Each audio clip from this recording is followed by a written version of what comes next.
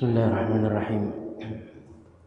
Assalamualaikum warahmatullahi wabarakatuh.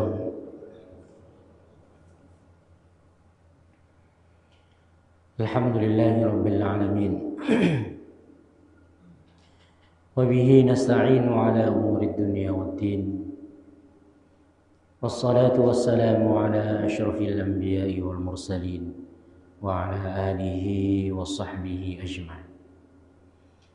Subhanaka la ilma lana illa ma 'allamtana innaka antal alimul hakim.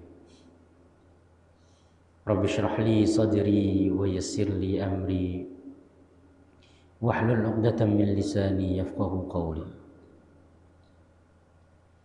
Allahumma faqihna fid din wa 'allimna at-ta'wil wa habbibna ilal muslimin waj'alna lisana sidqin fil akhirin waj'alna min warathati jannatin na'im. Amma ba'du, jamaah kaum muslimin yang dirahmati Allah Subhanahu wa taala, alhamdulillah. Pertama-tama tidak lupa senantiasa kita mengawali dengan memanjatkan rasa syukur kehadirat Allah Subhanahu wa taala atas semua limpahan nikmat dan kebaikan yang masih diberikan kepada kita sampai dengan pagi hari ini. Kita masih diberikan limpahan nikmat sehat. Kita juga masih diberikan kemampuan, kesempatan sama-sama melaksanakan sholat subuh secara berjamaah pada pagi hari ini. Kita insyaallah melanjutkan kembali kajian kita.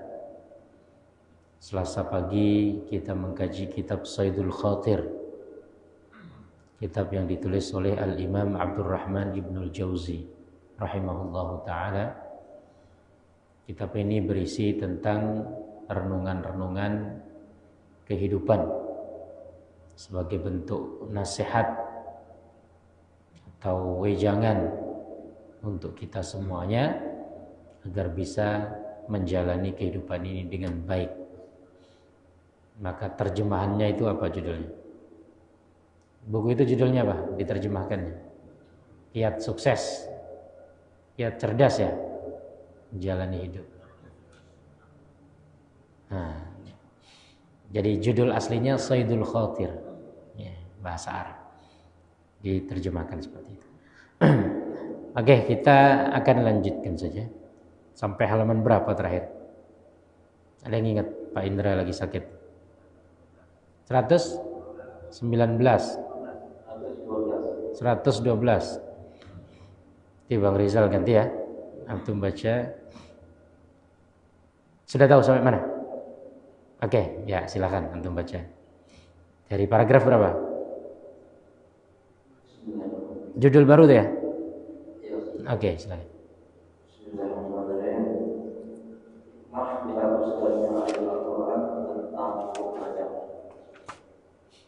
Saya mencoba memahami suatu rahasia mengapa Allah menyadarkan apa yang baca dalam Al-Quran.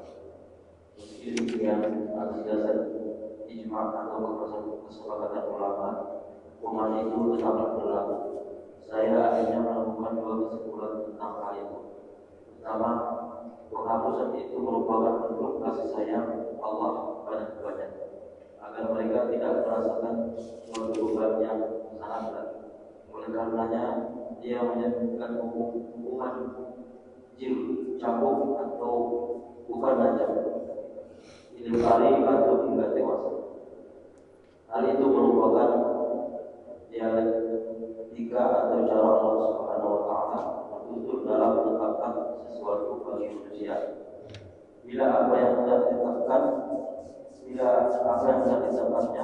adalah sesuatu yang berat bagi manusia, maka Allah Subhanahu wa taala menggunakan kalimat wajib dan tidak langsung menunjuk dirinya langsung subjek kalimat atau ungkapan itu.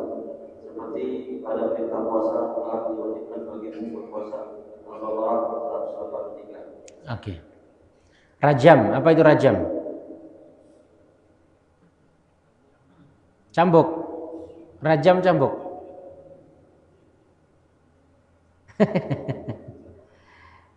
Ya. Rajam itu hukuman, ya istilahnya hukuman mati, tapi dengan cara ditimbun orang itu sampai kepala. Jadi dibuat tanah, digali tanah, kemudian orang itu ditimbun sampai ke leher, kemudian dilempari dengan batu sampai mati. Itu namanya apa? Rajam. Kalau cambuk namanya jald. Hukuman cambuk, ya, itu namanya jald. Dalam Islam ini kebanyakan hukuman itu tidak ditetapkan. Artinya hukuman itu tidak ditentukan apa. Orang berbohong, nggak ada hukumannya. Hukumannya apa berbohong? Dipotong lidahnya. Bisa. Ya bisa. Ya. Orang melihat yang haram, dosa nggak itu? Hukumannya apa? Dicolok. Nah, kan?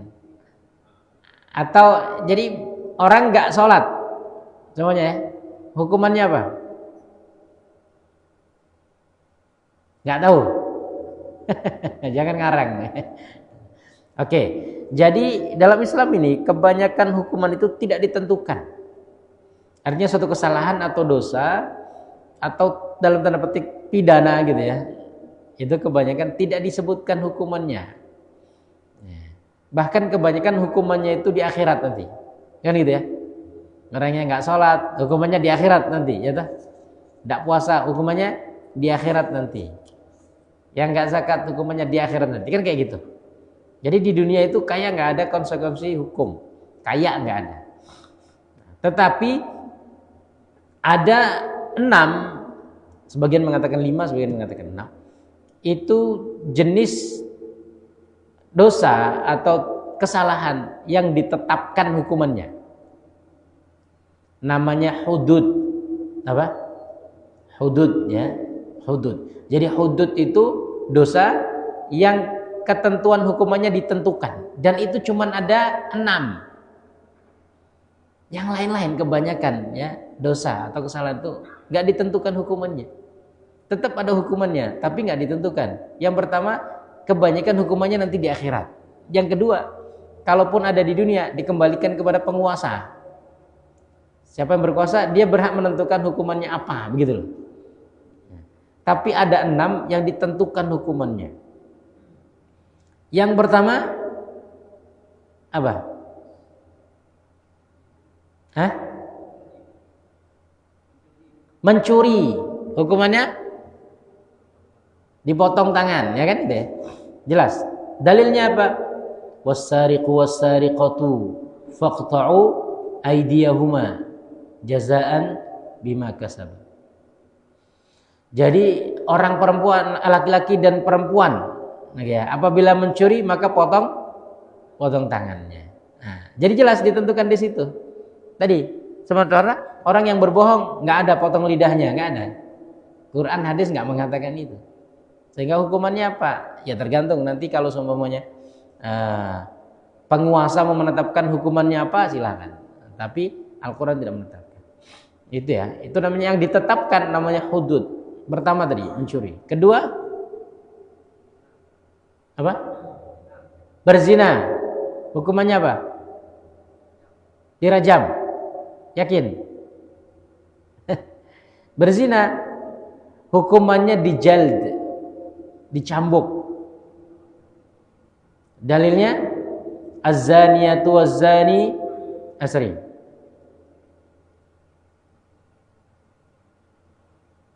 Ya, az-zaniyatu waz-zani fajlidu kulla wahidin minhuma mi'ata jaldah.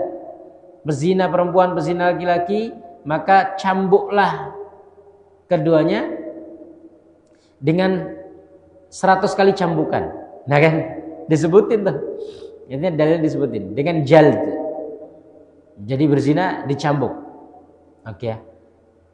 Yang ketiga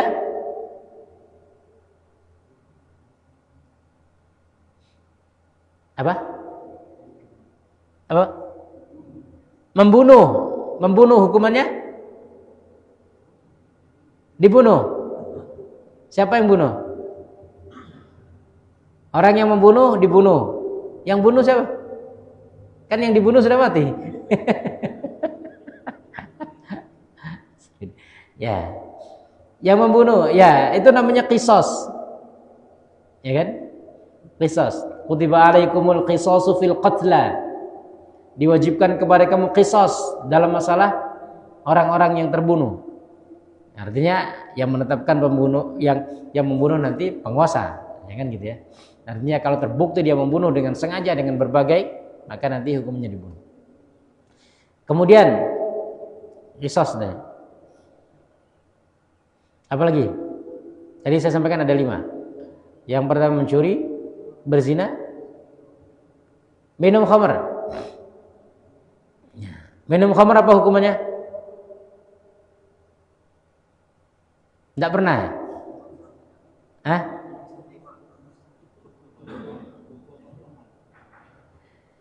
Ya, minum khamr dicambuk thamanina jaldah. 80 cambukan. Kemudian yang tadi yang membunuh itu namanya qisas ya. Jadi dia di luar itu. Mencuri, kemudian berzina, kemudian minum khamr, ini ditentukan ini. Ya, terus apa? Menuduh orang berzina. Oke. Menuduh orang berzina. Menuduh orang berzina artinya dia menuduh tanpa bukti. Dia menyampaikan bahwa si fulan berzina tapi nggak ada buktinya, maka dia juga dicambuk 80 kali. Oke. Terakhir, nomor 5. Namanya khirabah. Khirabah itu begal. Ya. Innal ladzina yuharibunallaha wa rasulahu wa yas'auna fil ardi fasadan ay yuqattalu aw yusallabu aw tuqatta'a aydihim wa arjuluhum min khilafin aw yunfau minal ard. Orang yang membuat kerusakan di muka bumi, merampok, begal, ya kan? Itu hukumannya apa? Yuqattalu, dibunuh. Ya au yusallabu, atau disalib di atas papan salib. Au tuqatta'a aydihim wa arjuluhum min khilaf, atau dipotong tangan dan kakinya secara bersilang. Au yunfau minal ard, atau dibuang dari diasingkan, dibuang dari kampung halaman. Ini 5 hukum yang ditetapkan. Yang lain-lain nggak ditetapkan. Maka itu disebut hudud. Maka negara itu dia disebut negara Islam secara sempurna kalau dia menetapkan hukum-hukum ini. Gitu ya. Itu namanya hukum hudud. Saudi itu sudah menetapkan kayak gini. Maka disebut negara Islam, artinya secara pidana itu sudah ditetapkan itu. Banyak negara itu muslim, tetapi untuk menerapkan hukum ini, pidana Islam yang disebut hudud ini, masih mikir-mikir. Karena tekanan barat itu kuat. Barat nggak mau kita menetapkan hukum-hukum seperti ini. Ya seperti hukum mati, ya kan? Barat kan tidak, kebanyakan negara barat sudah tidak menerapkan lagi hukuman mati. Ya. Nah, Brunei itu di Brunei Darussalam, negara yang terdekat dengan kita ini, 2015 itu menetapkan itu. Brunei itu negara Islam, tetapi untuk menerapkan hukum hudud tadi, mereka masih berpikir karena tekanan dari barat itu kuat. Tekanan dari Amerika dan Inggris ya. Sehingga baru tahun 2015 mereka mulai menetapkan untuk menerapkan hukum-hukum ini. Kalau hukum secara perdata, ya, secara muamalah, ya kita sudah pakai hukum Islam. Pernikahan, jual beli, ya, utang piutang, atau itu sudah banyak. Perbankan juga sebagian sudah pakai syariah, ya kan? Tapi untuk pidana ini memang agak ngeri-ngeri sedap gitu. Makanya nggak semua negara berani menerapkan itu. Nah itu disebut hudud.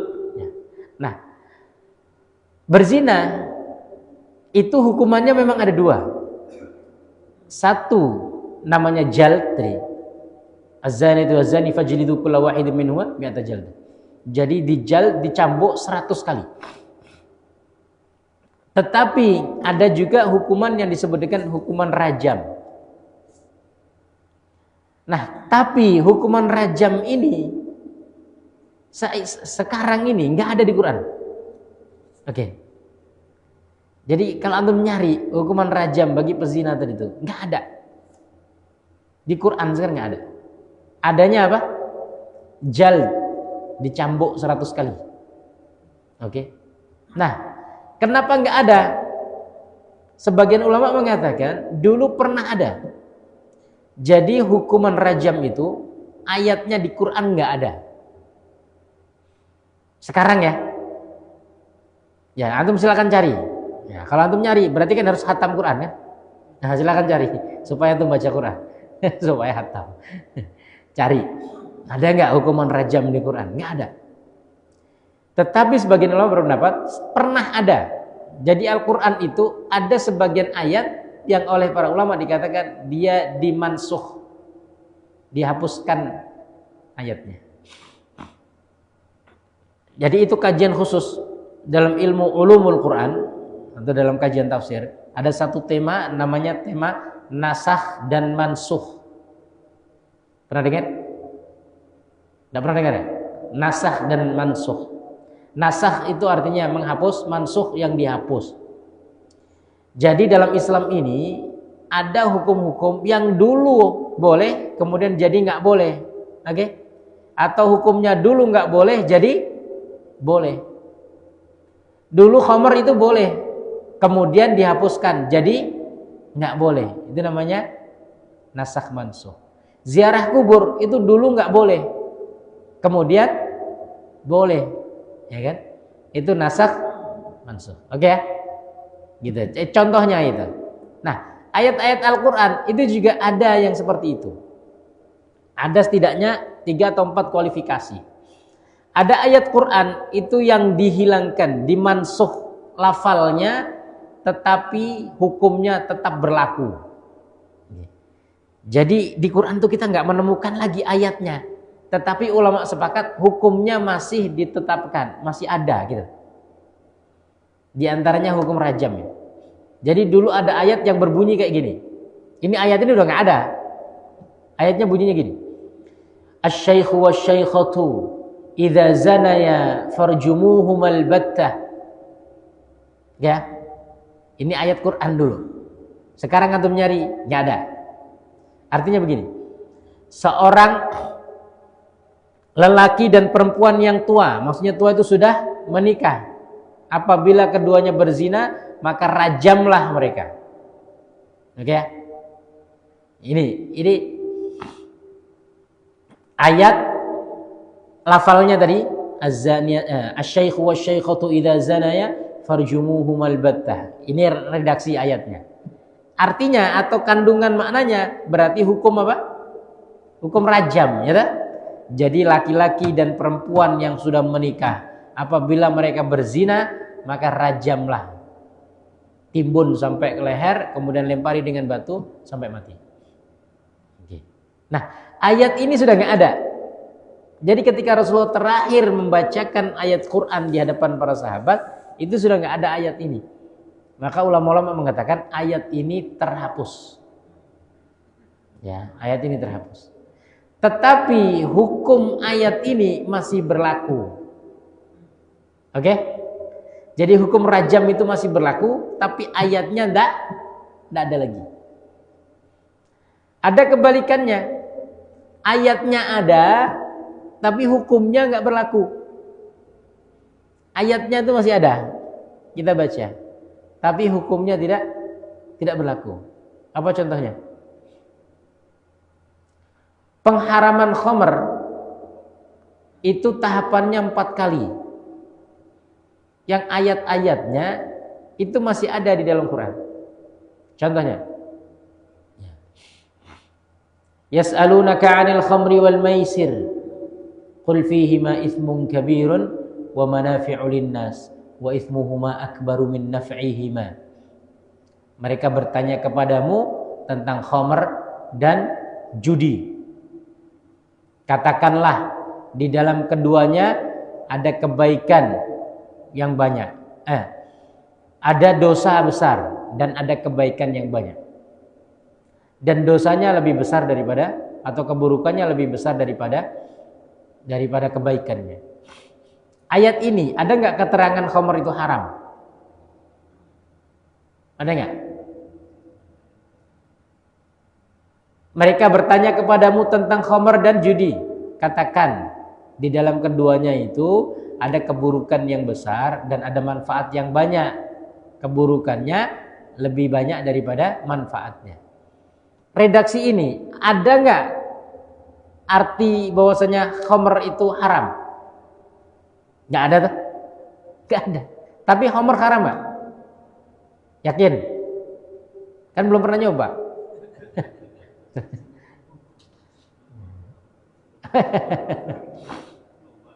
Taubat. Hebat dalam taubat. Nah nih, jadi ayat ini ada, kita baca masih. Tetapi dianggapnya maknanya sudah terhapus. Terhapus dengan ayat lain. Ada ayat mengatakan innamal khamru wal maisiru wal ansabu wal azlamu rijsun min amali syaitani fajtanibuh. Sesungguhnya khamr, maisir, judi, ansab. Ya, ansab itu undian nasib. Azlam, undian anak panah. Ya kan? Ya, cabutan misalnya. Tapi cabutan yang haram. Tapi cabutan ini enggak semuanya halal, ya. Enggak semuanya haram ya. Ya, tapi cabutan yang haram. Rijsun min amali syaitan, semuanya itu adalah perbuatan syaitan. Fajtanibu, maka tinggalkan. Kalau tinggalkan berarti redaksi pengharaman. Oke? Ini ayatnya. Tapi ayat yang pertama saya baca tadi, ada nggak suruh ninggalkan? Nggak ada. Cuman ini ada baiknya, ada buruknya. Buruknya lebih besar. Kan gitu ya. Terus apa hukumnya? Ya nggak tahu. Nggak ada keterangan di situ. Ayat ini masih kita baca. Tapi ayat ini dikatakan ayat ini maknanya, kandungannya terhapus oleh ayat yang kedua yang saya baca. Jadi khamr itu haram. Tapi pengharamannya di ayat yang pertama tadi saya baca itu masih ada, tapi dianggap nggak berlaku hukumnya. Karena kalau masih diberlakukan hukumnya, berarti khamr nggak haram kan gitu, ya kan? Karena tadi tidak ditentukan di situ. Tadi ada yang nggak ada ayatnya, tapi hukumnya tetap berlaku, oke? Ada yang ayatnya masih ada, tapi hukumnya dianggap tidak berlaku. Ada yang dua-duanya nggak berlaku. Ayatnya terhapus, hukumnya juga terhapus. Nah kalau ini ya sudah. Saya lupa ayatnya apa ya, tapi adalah. Jadi sudah terhapus, berarti sudah nggak kepake dan nggak ada lagi di dalam Al-Quran. Gitu. Udah nggak ada lagi kita temukan. Nah rajam ini masuk yang pertama. Ayatnya kalau antum cari nggak ada, tapi hukumnya masih ada. Gitu. Yang ada di dalam Al-Quran itu orang yang berzina hukumannya apa? Cambuk saja. Lagi ya? Cambuk saja. Berapa kali cambuknya? 100 kali. Tapi karena ulama sepakat bahwasanya hukum rajam masih ada, maka kemudian dibuat klasifikasi, dibagi. Jadi rajam itu bagi laki-laki, perempuan, pezina yang sudah menikah. Oke? Kalau laki-laki, perempuan berzina belum menikah, ya kan? Masih bujang atau gadis, gitu ya. Maka dia hukumannya cambuk 100 kali. Oke ya. Nah, ya intinya kita kan tadi bahas tentang rajamnya. Intinya di dalam Al-Quran itu hukum rajam sudah nggak ada lagi redaksinya, tetapi hukumnya masih berlaku. Kenapa kok berlaku? Karena Rasulullah nggak pernah menghapuskan, dan itu pernah terjadi.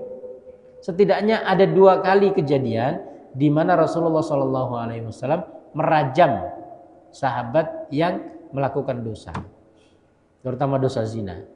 Pertama, ada seorang laki-laki namanya Ma'iz.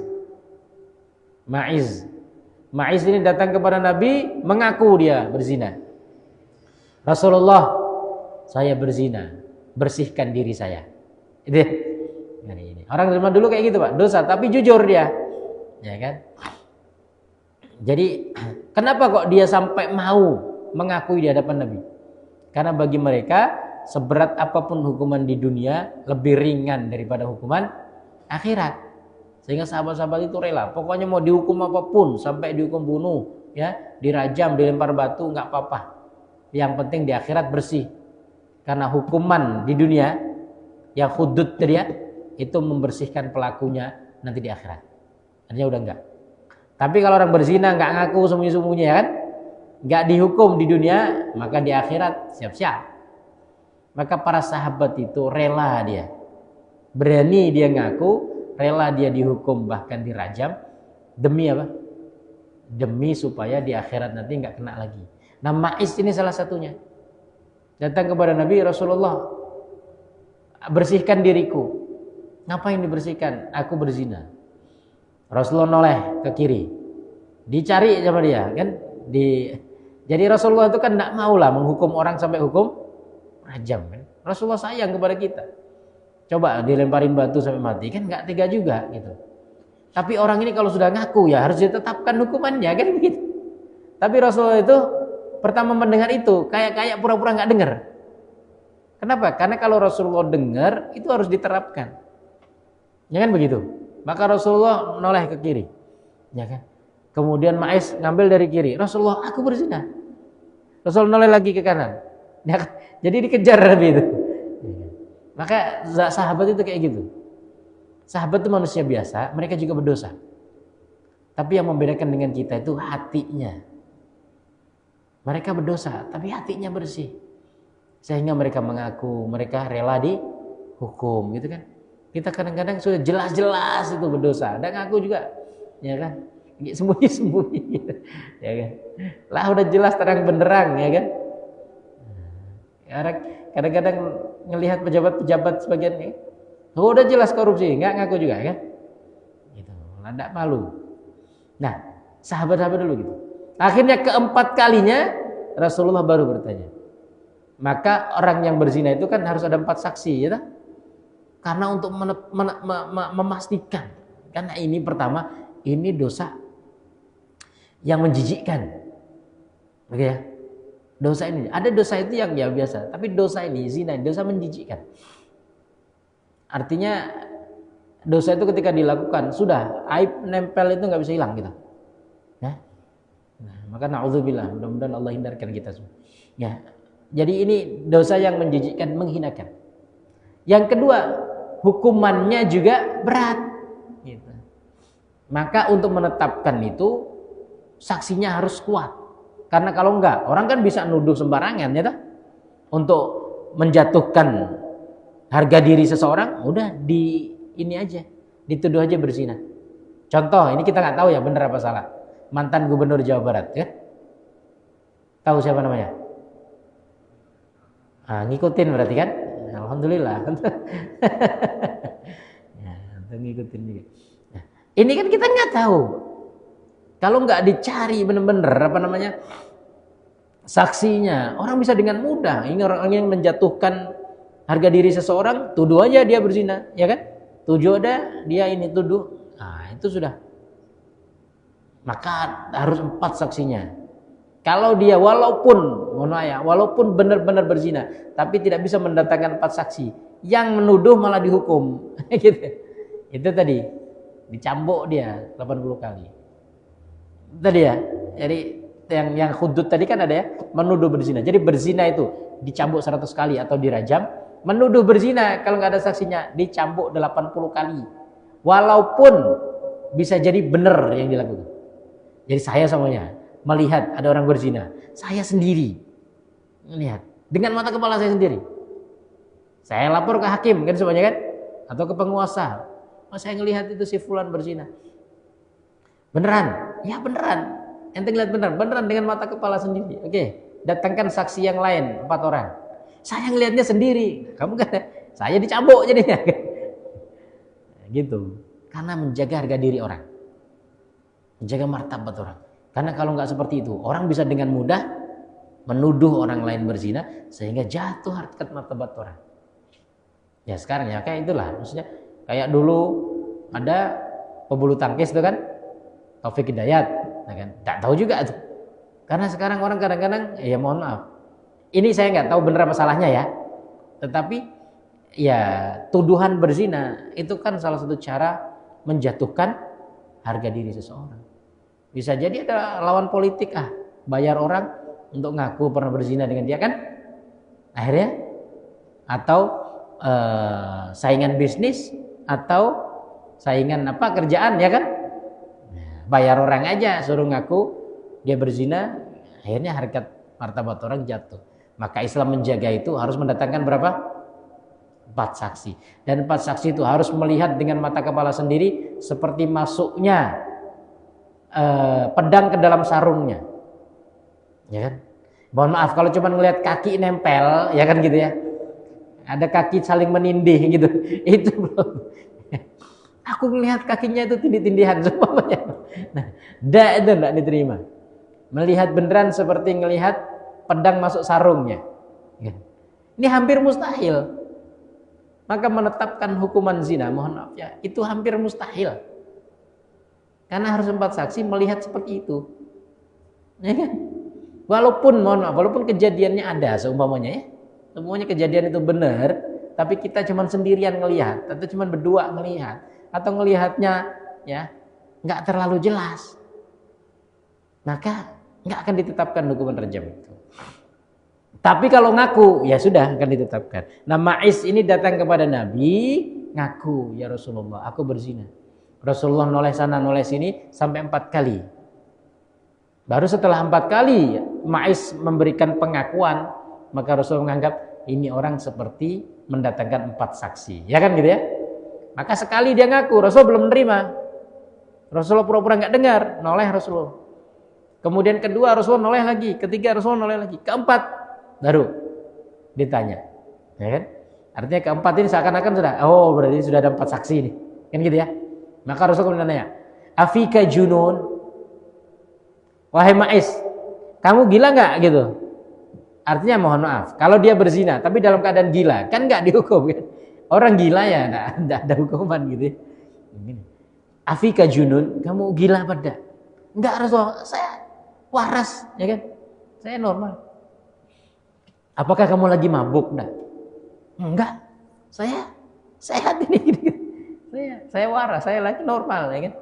Ya, akhirnya sudah. Kemudian Rasulullah memanggil para sahabat untuk merajam Ma'iz. Itu terjadi ya. Jadi namanya Ma'iz. Nah, itu yang pertama. Yang kedua, ada seorang perempuan dari Al-Ghamidiyah. Satu klan di masyarakat Ghamidiyah kalau nggak salah, atau Juhainah, saya lupa ya. Jadi ada salah satu perempuan dari klan Mekah ketika Madinah. Itu juga sama. Dia datang kepada Nabi dalam keadaan, mohon maaf, dalam keadaan perut bunting, dalam keadaan hamil. Rasulullah, anak ini hasil zina. Ini dia ngaku, Rasulullah, aku berzina. Sama, Rasulullah juga sekali, 2 kali, 3 kali, 4 kali, baru, ya kan? Jadi sekali Rasulullah nggak seperti nggak dengar, karena tadi kalau semuanya saksi baru 1, itu belum bisa diterapkan hukuman rajam. 3-4 kali baru kemudian Rasulullah mengatakan, ya sudah, tunggu sampai lahiran. Ini kan kamu lagi hamil. Kalau dirajam ketika itu, bunuh 2 orang, janinnya nggak ada salahnya, ya kan? Anda mau dibunuh, ya kan? Maka kemudian ya sudah, kamu pulang, tunggu sampai lahiran. Anggaplah seumpamanya dia hamil 4-5 bulan ya. Berarti suruh nunggu berapa bulan? 4 bulan.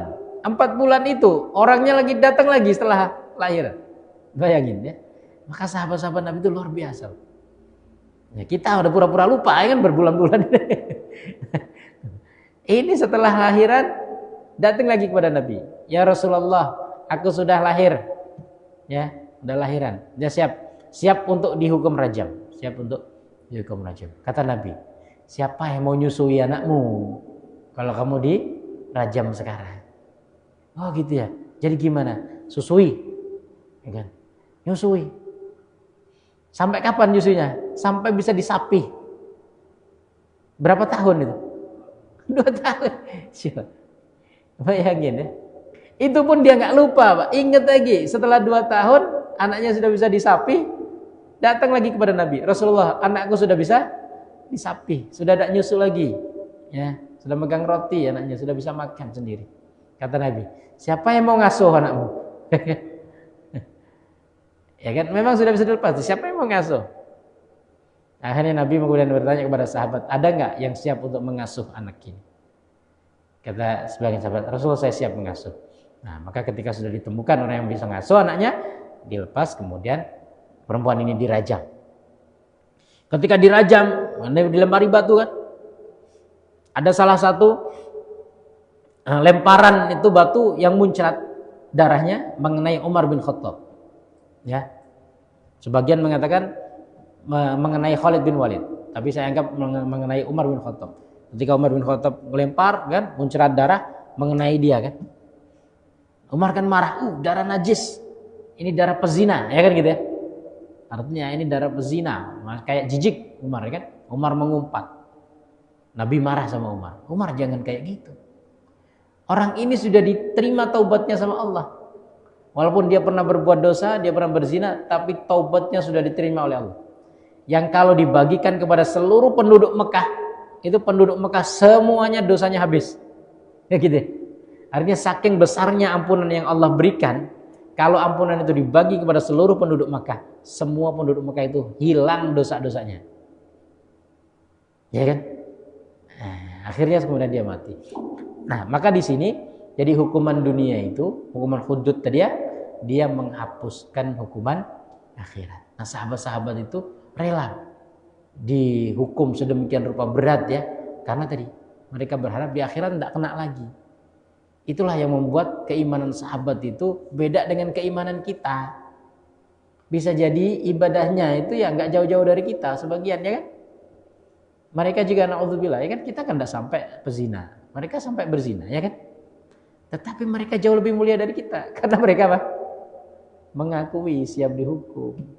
Tadi kita ini kadang-kadang tadi sudah jelas-jelas dosa masih ngelak gitu loh, masih ngelak, masih pura-pura nggak tahu, masih ya kan.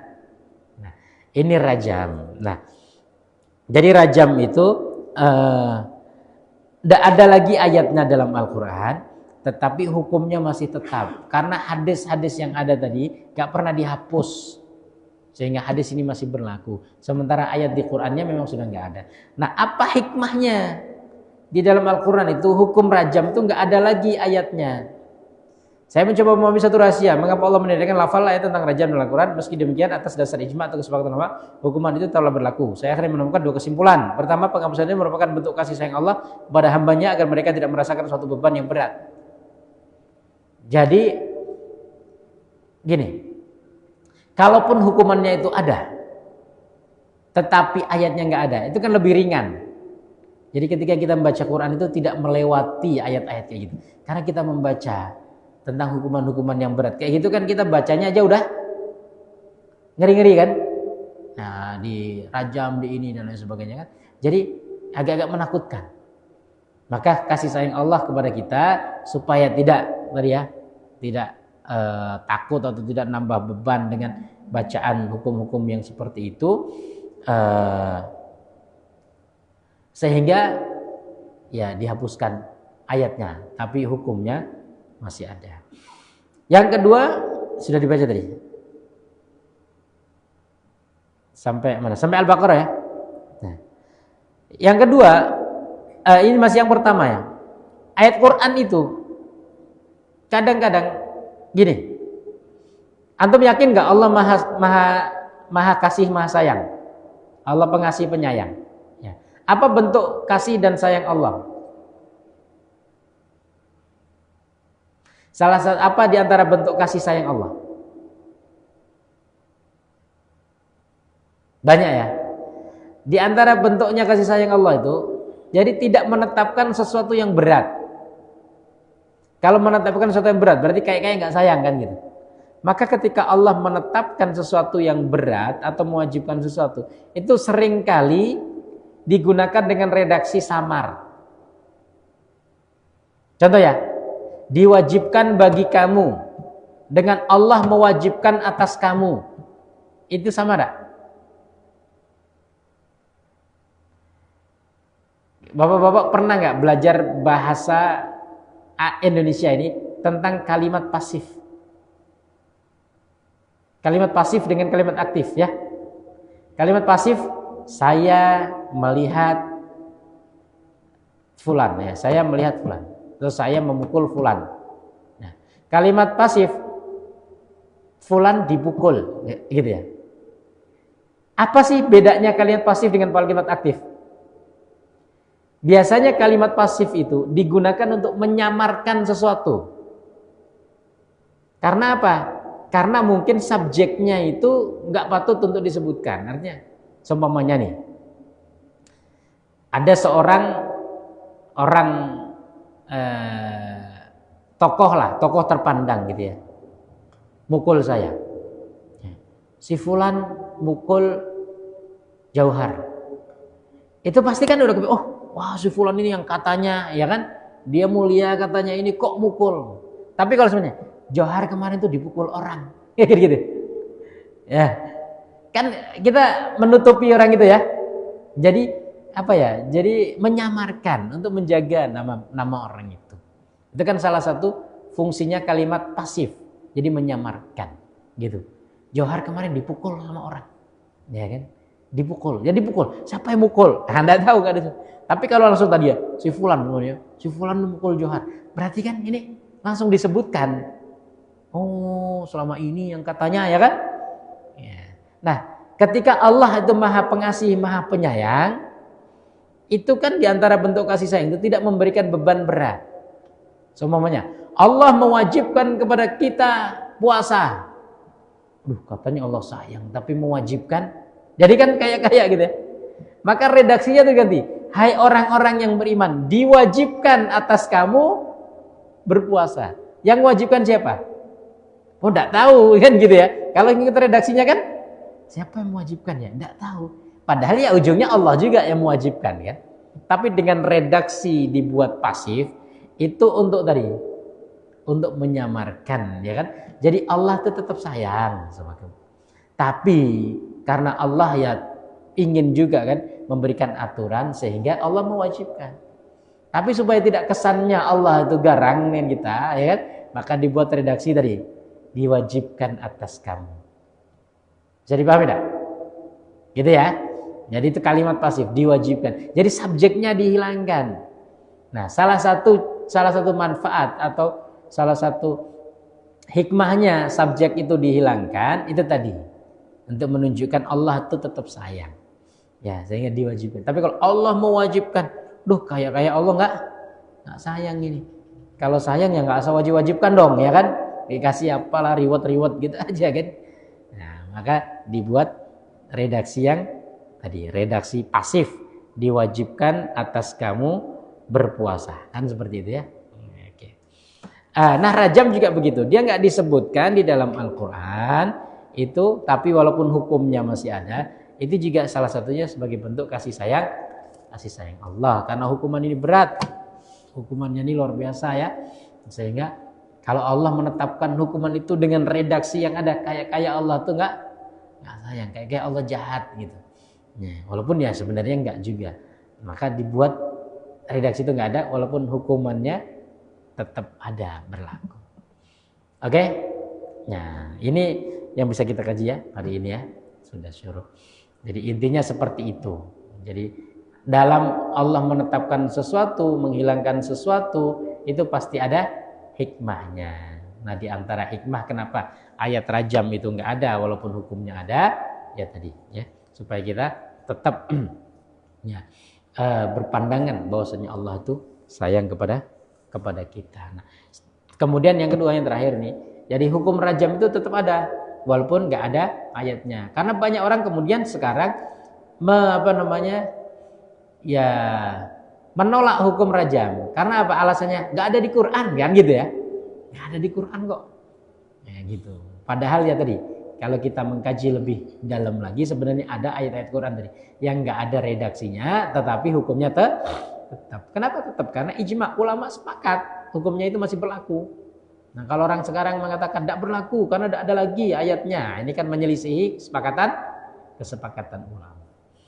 Ini yang bisa kita kaji hari ini. Mudah-mudahan ada manfaatnya. Subhanakallahumma wa bihamdika asyhadu an la ilaha illa anta astaghfiruka wa atubu ilaik.